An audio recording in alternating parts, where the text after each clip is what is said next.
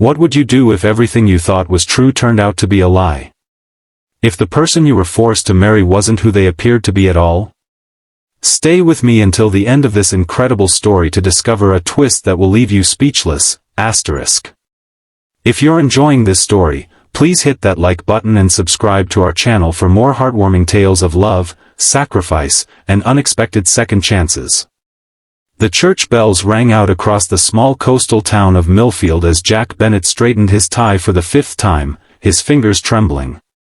Through the stained glass windows, he could see guests filing into the church, faces he didn't recognize, people from another world entirely. His world consisted of early morning shifts at the diner, helping with homework at the kitchen table, and tucking his 8-year-old daughter Lily into bed each night. Not this.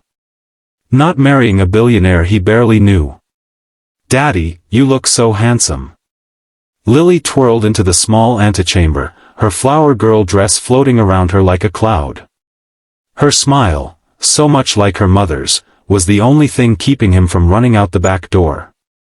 "Thanks, sweetheart." He knelt down, careful not to wrinkle his rented tuxedo.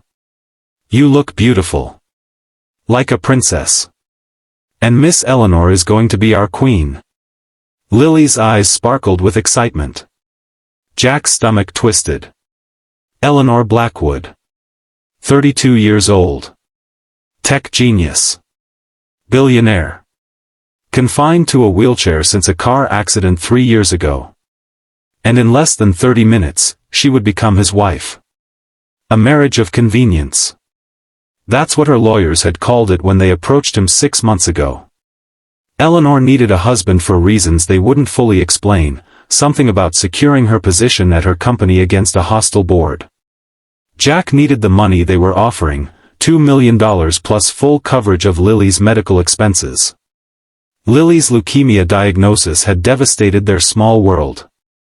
The treatments were working, but the bills were crushing him. Insurance covered some, but not enough. Not nearly enough. When Eleanor's representatives had approached him after he'd served her coffee at the diner for several weeks, the offer had seemed like divine intervention. Just 1 year, they'd said. Then a quiet divorce with an additional settlement. 1 year of his life in exchange for his daughter's future. How could he say no? The door opened, and Eleanor's chief of staff, Vivian, peered in. "It's time, Mr. Bennet." Jack took a deep breath and took Lily's hand. "Let's go, princess." Eleanor Blackwood sat in her custom wheelchair at the back of the church, hidden from view. Her hands gripped the armrests so tightly her knuckles had turned white. This wasn't how she had imagined her wedding day as a young girl. There was supposed to be love. Choice. Not this business arrangement forced upon her by her father's outdated company bylaws that required the CEO to be married. "Are you ready, Ms. Blackwood?" her assistant Marcus asked, adjusting the delicate veil over her face. "As ready as I'll ever be to marry a complete stranger," she replied, trying to keep the bitterness from her voice. "He seems like a good man," Marcus offered. "And he adores his daughter." That was the only reason she had agreed to this farce. When her team had been searching for suitable candidates, Jack Bennet's devotion to his daughter had stood out. Eleanor had started frequenting his diner, observing him from afar. The way he worked double shifts without complaint. How he always had a smile for his customers despite the exhaustion evident in his eyes. The gentle way he spoke about Lily during their brief interactions. If she had to enter into this arrangement, at least it would be with someone who understood sacrifice. The wedding march began, and Marcus positioned himself behind her wheelchair. "Showtime," he whispered. Eleanor closed her eyes briefly. "Let's get this over with." Jack stood at the altar, watching as Lily scattered rose petals down the aisle, beaming at the guests. His best friend and only groomsman, Mike, stood beside him, still in disbelief about the whole situation. "You sure about this?" Mike whispered. "I'm sure about saving Lily's life," Jack replied under his breath. "Everything else is just details." The music changed, and the guests rose. Eleanor appeared at the back of the church, the picture of elegance in her wheelchair. Her dress was simple but clearly expensive, flowing around her and the chair as if they were one entity. A delicate veil covered her face, but Jack could see her rigid posture, her hands folded tightly in her lap. As Marcus pushed her wheelchair down the aisle, Jack was struck by how small she looked. In their few meetings, always surrounded by lawyers and assistants, she had seemed larger than life, commanding, intimidating even. Now, she looked almost vulnerable. When she reached the altar, Jack stepped forward as rehearsed. The minister began the ceremony, his voice echoing through the church. Jack barely heard the words, focusing instead on Lily, who stood nearby with her basket of petals, watching the proceedings with wide-eyed wonder. "Do you, Jack Bennet, take Eleanor Blackwood to be your lawfully wedded wife?" Jack hesitated for just a moment. "I do." "And do you, Eleanor Blackwood, take Jack Bennet to be your lawfully wedded husband?" Eleanor's voice was clear and steady. "I do." "The rings, please." Mike handed Jack a simple gold band. Eleanor's assistant passed her an identical one. They exchanged rings, Jack careful not to let his hands shake as he slipped the band onto Eleanor's slender finger. "By the power vested in me, I now pronounce you husband and wife. You may kiss the bride." This was the part Jack had been dreading. He leaned down awkwardly, intending to place a quick, chaste kiss on her lips through the veil. But as he did, Eleanor reached up and lifted the veil herself, revealing her face fully to him for the first time. Her eyes were a startling shade of green, intelligent, wary, and tinged with something that looked like resignation. Jack was surprised by how beautiful she was up close, without the barrier of professional meetings and legal documents between them. Their lips met briefly, a whisper of a kiss that sealed their contract.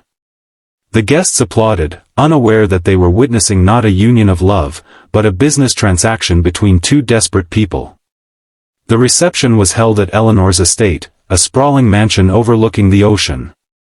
Jack felt out of place among the crystal chandeliers and marble floors, but Lily was enchanted, running from room to room in delight. "This is going to be our house, Daddy?" she asked, twirling in the grand foyer. "Just for a little while," he reminded her gently. According to their agreement, they would live with Eleanor for the duration of the marriage to maintain appearances, but in separate wings of the house. Eleanor was across the room, accepting congratulations from guests while remaining in her wheelchair. She smiled politely, but Jack noticed how the smile never reached her eyes.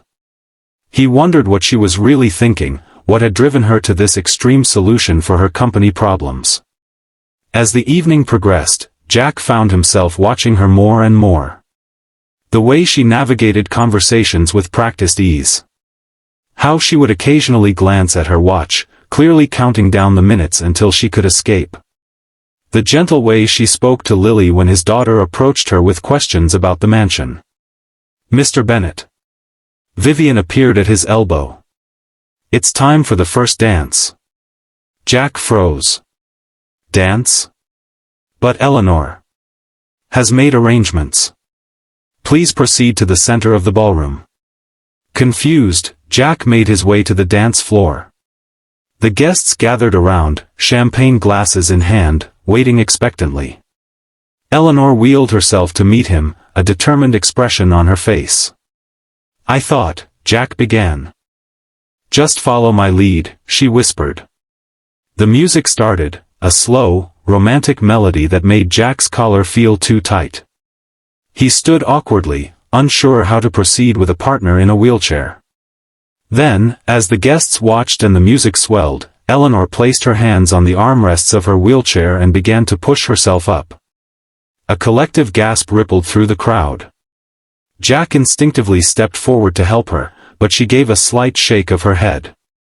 Her legs trembled with effort as she slowly, painfully, rose to her feet. "Eleanor, what are you doing?" he whispered, stunned. Standing before him, still unsteady but upright, Eleanor looked him directly in the eyes and said, "I want you to know who you've really married, Jack. I'm not what everyone thinks I am." The room had fallen completely silent. Even the music seemed to have faded into the background. Eleanor took a shaky step toward him, then another. "I can walk," she said, her voice carrying across the silent ballroom. "I've been able to walk for almost a year now. But no one knows except my physical therapist and now you." Jack stared at her in disbelief. "But why?" "Because people treat you differently when they think you're broken," she said quietly. "They show you who they really are. The board members who want my company? They underestimate me because of this chair. My competitors? They let their guard down. Even potential husbands." She gave him a pointed look. "They reveal their true character." Jack felt as if the floor had dropped out from under him. "You were testing me?"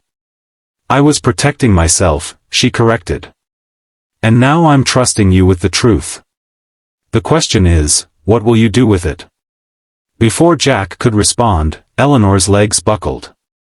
He caught her before she could fall, his arms wrapping around her waist instinctively. For a moment, they were pressed together, closer than they had been even during their wedding kiss. "I can only stand for short periods," she explained softly. "The recovery is ongoing."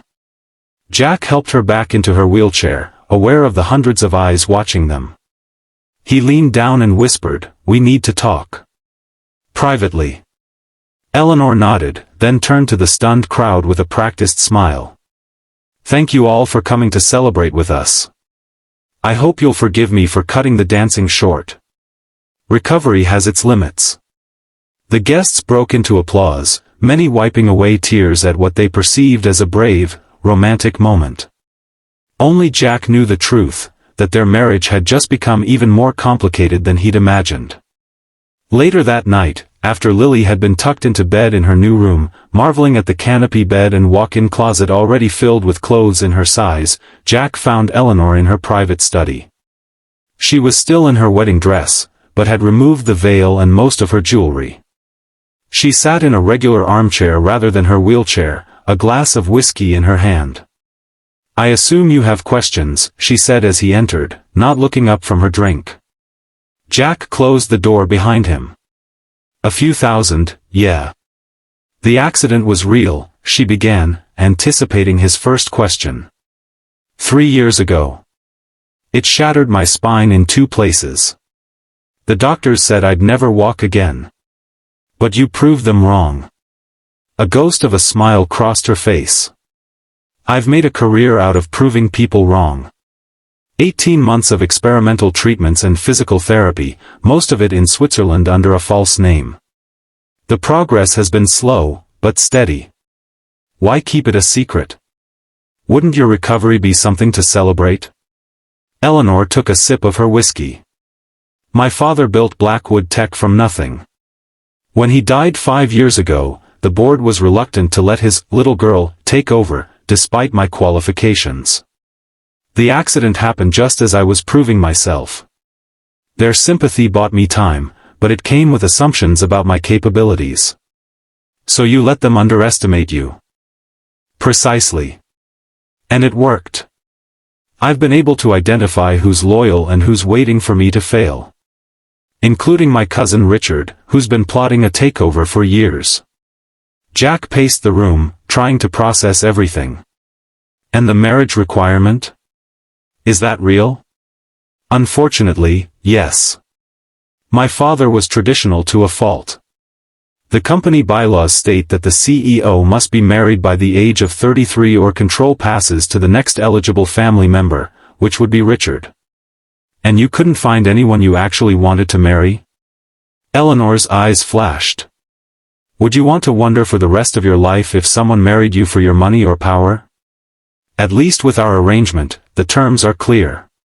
Jack stopped pacing and faced her. "So what happens now? Does our agreement change because you can partially walk?"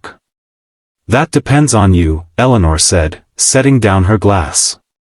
"I'm still offering everything we agreed to. The money, Lily's medical care, the divorce after 1 year. But now there's an additional component, your discretion about my recovery. You think I'd use that against you? I don't know you, Jack. Just as you don't know me. We're strangers who happened to sign a marriage certificate today. Jack ran a hand through his hair, frustrated. Look, I agreed to this for Lily. That hasn't changed. Your secret is safe with me. Eleanor studied him for a long moment. Thank you, she finally said. Your room is in the east wing, as discussed. Lily's is next to yours. My staff has prepared everything. It was a dismissal, and Jack recognized it as such. But as he turned to leave, a question nagged at him. Why tell me at all? Why not keep up the pretense for the whole year? Eleanor looked out the window at the moonlit ocean. Because living a lie is exhausting, Jack. And because I wanted at least one person in my life to see me as I really am, not as what they think I should be. The vulnerability in her voice caught him off guard. For the first time, he saw past the billionaire facade to the woman beneath, complicated, guarded, and far more intriguing than he had anticipated. Good night, Eleanor, he said softly. Good night, Jack. As he closed the door behind him, Jack couldn't shake the feeling that he had just glimpsed something rare and precious, a moment of genuine truth in what had begun as a counterfeit marriage.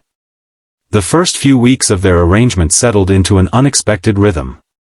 Jack continued working at the diner, despite Eleanor's insistence that it wasn't necessary. The agreement doesn't require you to keep working, she had pointed out. I'm not the type to sit around living off someone else's money, he had replied. Besides, Lily needs to see that her dad still works for what he has. Eleanor had respected his decision, though she did arrange for a driver to take him to and from work.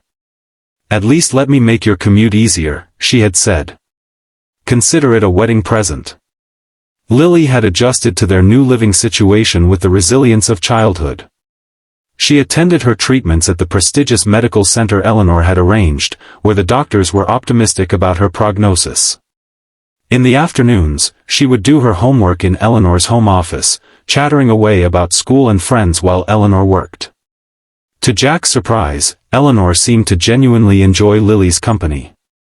She would listen intently to his daughter's stories, ask thoughtful questions, and even help with particularly challenging homework problems. One evening, Jack had found them building a volcano for Lily's science project, Eleanor's wheelchair abandoned in the corner as she sat on the floor, sleeves rolled up, covered in papier-mâché. Daddy, did you know Eleanor built a real robot when she was just 12? Lily had exclaimed. She says I could do it too if I want. Is that so? Jack had replied, watching as Eleanor blushed slightly at the admiration in Lily's voice. I just had access to resources most children don't, Eleanor had said modestly. Lily has the intelligence. She just needs the opportunity. It was moments like these that confused Jack the most. In public, they maintained the facade of a loving couple, attending charity events and business dinners where Eleanor remained in her wheelchair and Jack played the devoted husband. But in private, the lines began to blur.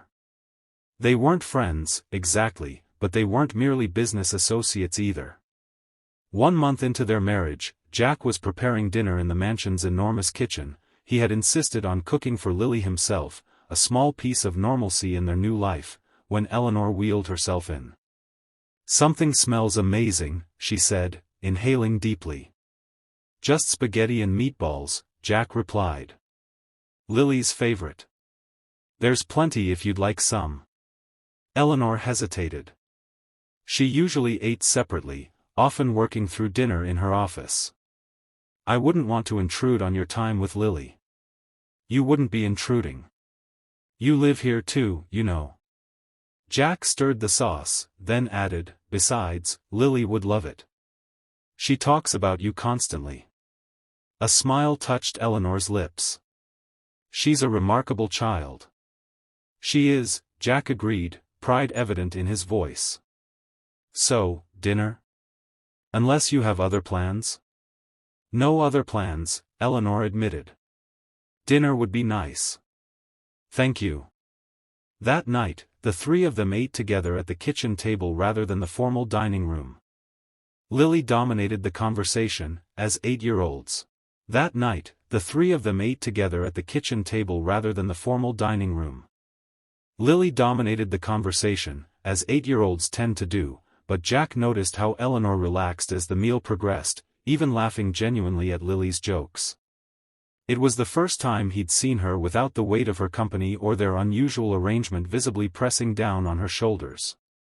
After Lily went to bed, Jack found Eleanor on the terrace, gazing at the stars.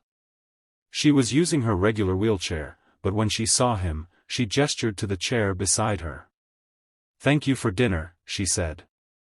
"It's been a long time since I've had a home-cooked meal." "Don't your chefs cook for you?" Jack asked, settling into the chair. "They prepare food. It's not the same as someone cooking for you." She paused. "There's care in the way you cook. I can taste it." Jack felt an unexpected warmth at her words. "My mom taught me. She said food made without love was just fuel, not a meal." "She sounds wise." She was. Jack looked up at the stars. "She raised me alone after my dad left. Worked 2 jobs to make sure I had everything I needed." "Is that why you work so hard for Lily?" Jack nodded. "When Sarah, my wife, died during childbirth, I promised myself Lily would never feel like she was missing anything. That I'd be enough." Eleanor was quiet for a moment. "From what I've seen, you are more than enough for her, Jack. She adores you." "What about your parents?" Jack asked, realizing how little he knew about her beyond what was reported in business magazines. Eleanor's expression tightened slightly. "My mother left when I was 4. Decided corporate life and motherhood weren't compatible. My father raised me to take over the company someday.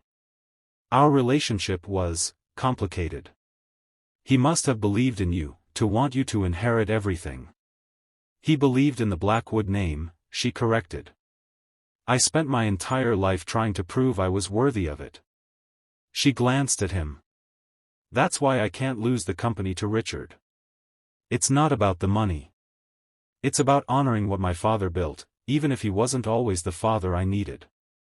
Jack understood then that despite their different backgrounds, they shared something fundamental, the drive to prove themselves, to be enough for the people who depended on them. "We'll make sure that doesn't happen," he said simply. Eleanor looked surprised, then grateful. "We?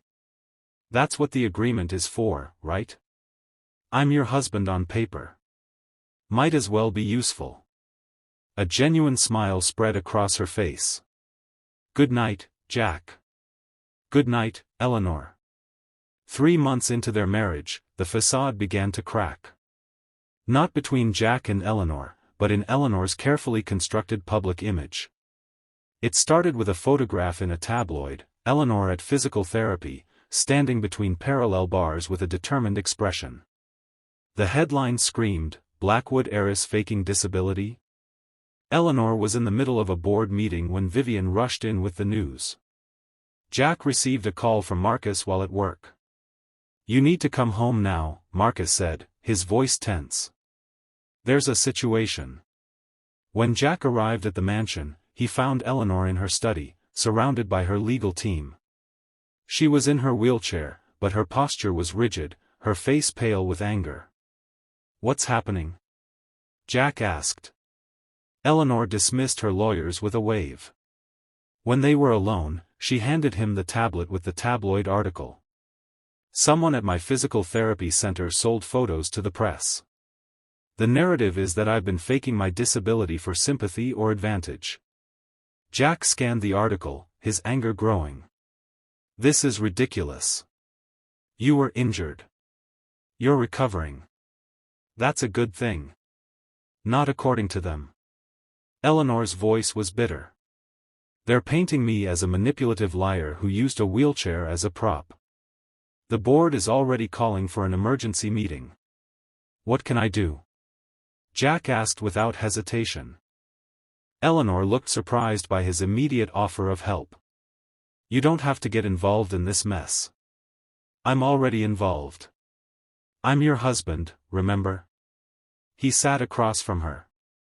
So what's the plan? After a moment's hesitation, Eleanor explained her strategy.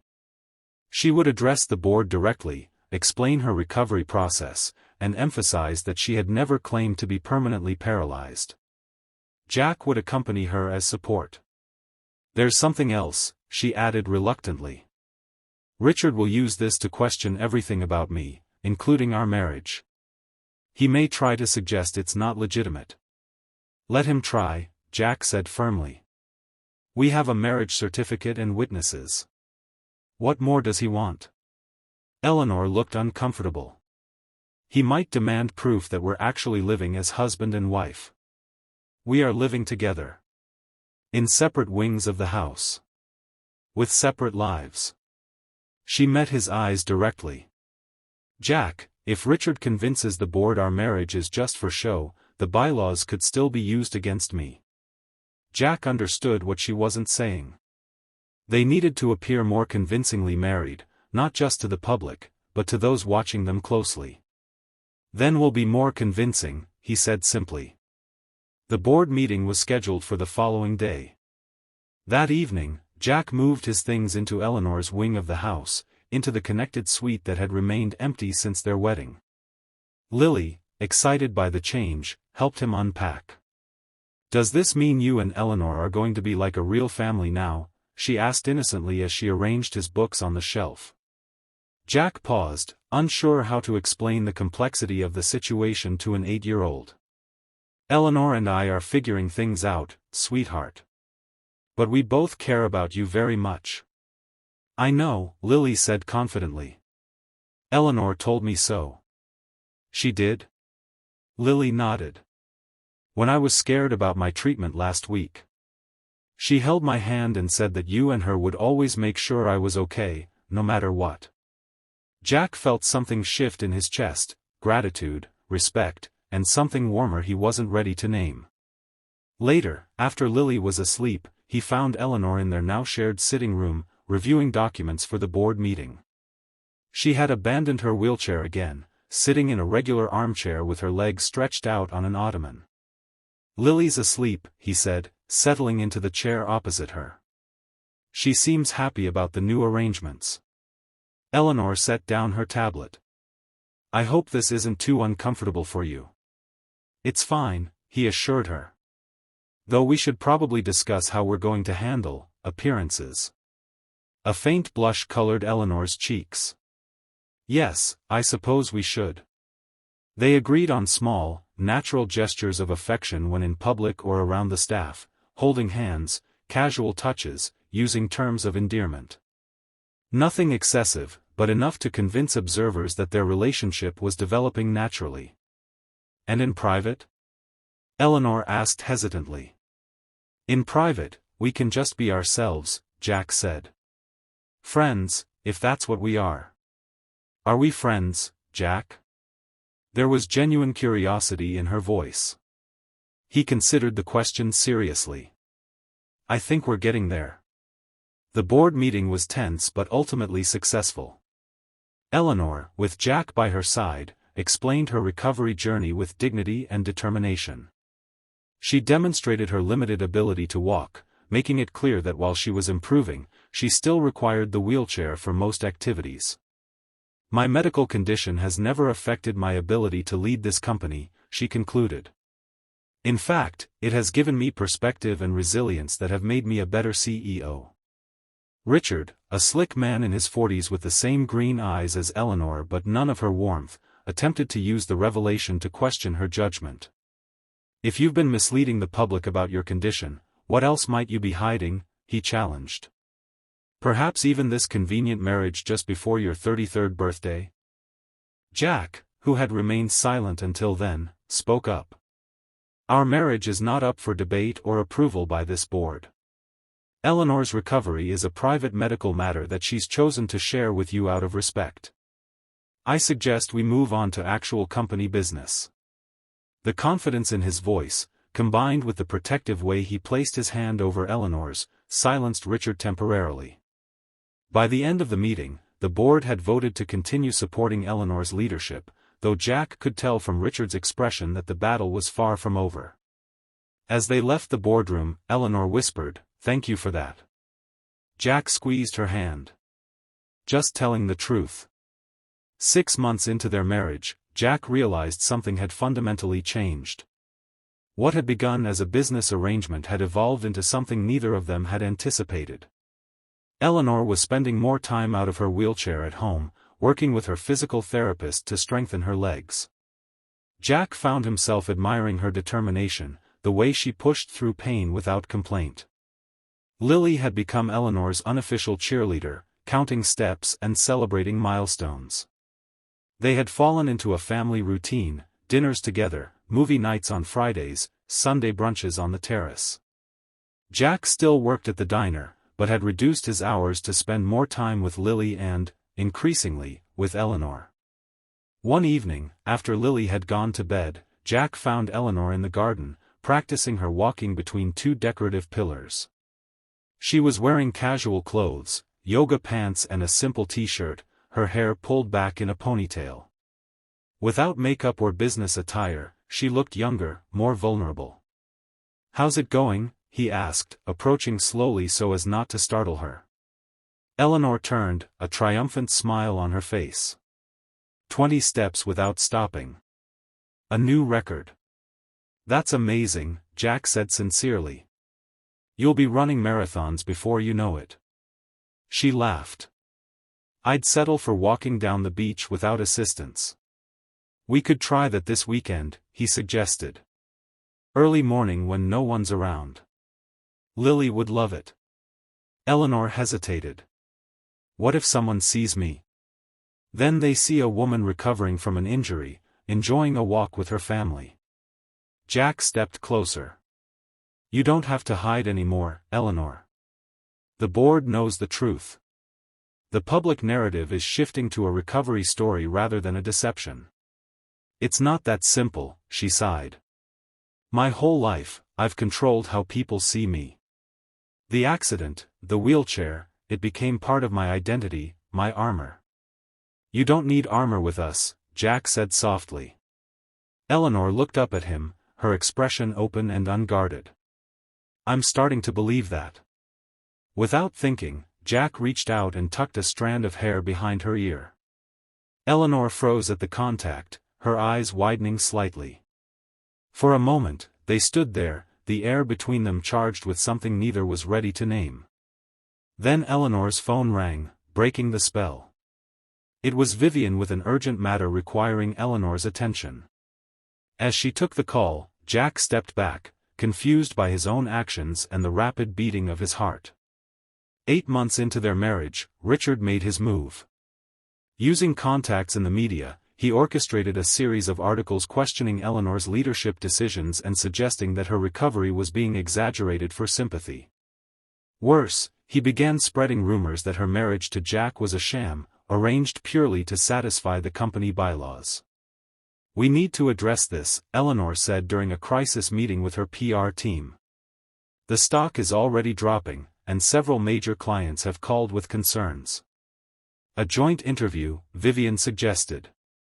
"You and Jack, talking about your relationship and your recovery."